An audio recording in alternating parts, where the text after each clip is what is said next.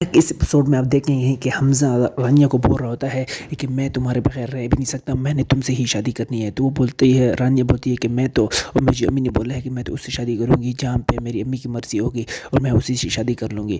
تو حمزہ اس کو بولتا ہے کہ نہیں، تم مجھ سے صرف شادی کرو گی اور کسی سے بھی نہیں۔ تو جیسے ہی وہ یہ بات بولتی ہے تو حمزہ اس کو پکڑ لیتا ہے ہاتھوں سے، اسے بولتا ہے کہ تم صرف میری ہو اور مجھ سے ہی شادی کرو گی، اگر تم نے کسی اور کے لیے ہاں بھی کی تو میں اپنی جان بھی لے لوں گا، تمہاری بھی جان لے لوں گا۔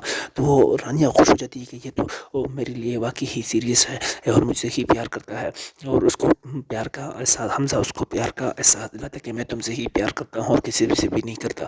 تو جس جگہ پہ حمزہ اور اس کا بھائی آپس میں گپ شپ لگا رہے ہوتے ہیں تو حمزہ کا بھائی اس کو بولتا ہے کہ تم میرے احساس کی کیا قدر کرو گے، تمہیں پتہ ہی نہیں کہ میں کس اس پہ گزر رہا ہوں، مطلب کس تکلیف میں گزر رہا ہوں۔ تو جیسے ہی وہ رانیہ کے گھر آتا ہے، ایسا مہمان آتا ہے، تو وہ رانیہ اوپر سیڑھی سے آ رہی ہوتی ہے تو اس کو دیکھ لیتا ہے، تو اسے دیکھتے ہی رہ جاتا ہے۔